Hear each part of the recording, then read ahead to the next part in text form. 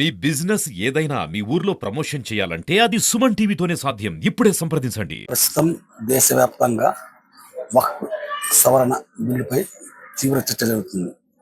తీవ్ర చర్చతో పాటు పలు రాజకీయ పార్టీలు ఆందోళన చేయటము, ఈ బిల్లును వ్యతిరేకిస్తూ సుప్రీంకోర్టులో పిటిషన్ ఫైల్ చేయడం అంటూ జరుగుతున్నాయి. ఈ బిల్లు వల్ల ముస్లిం సమాజానికి ఎటువంటి నష్టం వాటిల్తుందనే విషయాన్ని రాష్ట్ర minority commission chairman doctor Iqbal గారిని అడిగి తెలుసుకున్నాం. సార్ నమస్తే సార్. ఈ వక్ఫ్ సవరణ బిల్లు వల్ల ముస్లిం సమాజానికి ఎటువంటి నష్టాలు జరుగుతాయని మీరు భావిస్తున్నారు? ముస్లిం సమాజానికి ఈ యొక్క వక్ఫ్ చట్టం 2025 అనేది చాలా తీవ్రంగా అన్యాయంగా చేయడానికి ఇది బిల్లు తీసుకురావడం జరిగింది.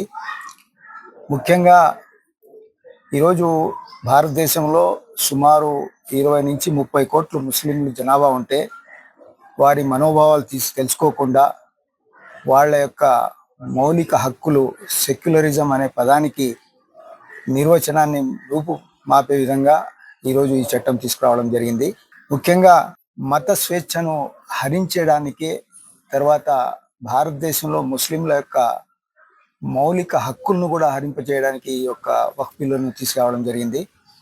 ముఖ్యంగా ఏదైతే వక్ఫ్ బిల్లులో ఇతర మతస్థులను తీసుకురావడం, వాళ్ళ ద్వారా అడ్మినిస్ట్రేషన్ చేయడం అనేది ఎంతవరకు సబబు? ఈరోజు హిందూ దేవాలయ ఈరోజు సంస్థలు ఉన్నాయి. ఆ సంస్థల్లో ఆ యొక్క హిందూయేతర మతస్థులను ఎవరికన్నా అడ్మినిస్ట్రేషన్ అపాయింట్మెంట్స్ ఎవరన్నా మీరు ఇస్తున్నారని చెప్పి కూడా నేను సూటిగా అడుగుతున్నా. అదేవిధంగా ఈరోజు భారతదేశంలో ముస్లింల పూర్వీకులు చాలామంది ఆ దేవుని పేరుతో ముస్లింల రాబో తరాల బాగోగుల కోసం భూములు దారాదత్తం మన ముస్లింల కోసం వక్ఫ్ చేయడం జరిగింది. వక్ఫ్ అంటేనే అల్లా ఆస్తి, దేవుని ఆస్తి.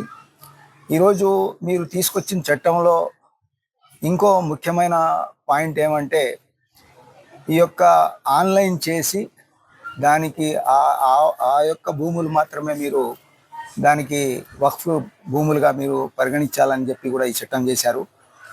ఈరోజు ఎన్నో ఆస్తులు ఆన్లైన్ కాకుండా ఉన్నాయి. ఇతర వేరే వారి అన్యాక్రాంతంగా వేరే వాళ్ళ దగ్గర ఉన్నాయి.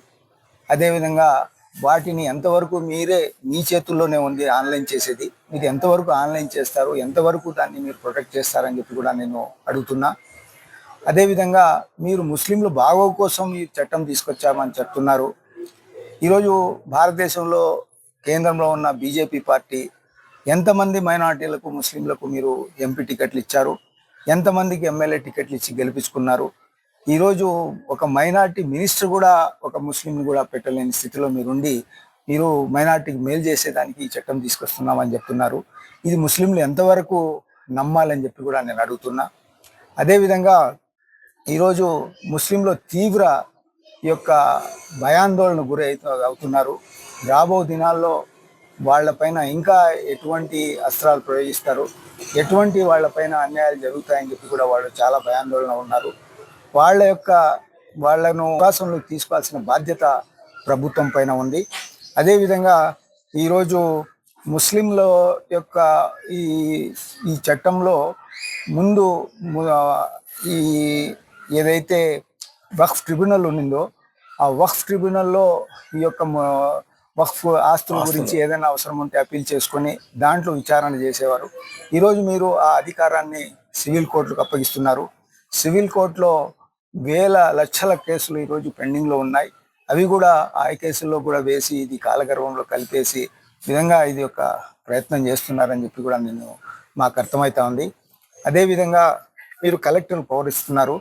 ఈ కలెక్టర్లు ప్రభుత్వం అధికారంలో ఉండే నాయకులకు ఇన్ఫ్లుయెన్స్ కారని చెప్పి ముస్లింలకు ఎంత మాత్రమో విశ్వాసం లేదు.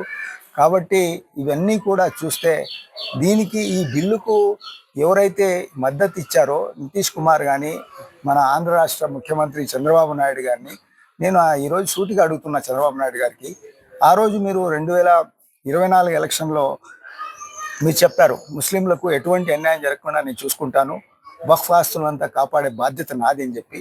ఈరోజు మీరు బహిరంగంగా ఈ వక్ఫాస్తులను ఈరోజు కేంద్ర ప్రభుత్వానికి ఇతర వాళ్ళకి మీరు కట్టబెట్టే విధంగా ఈరోజు చట్టం తీసుకొస్తే మీరు బహిరంగంగా పార్లమెంట్లో మీరు సపోర్ట్ చేయడం ఎంతవరకు సమంజసం? ముస్లింలకు మీరు ఏం జవాబు చెప్తారు? రాబో ఎలక్షన్లలో ఖచ్చితంగా ముస్లింలంతా దీనికి తగిన గుణపాఠం చెప్తారని చెప్పి కూడా నేను తెలియజేసుకుంటున్నాను.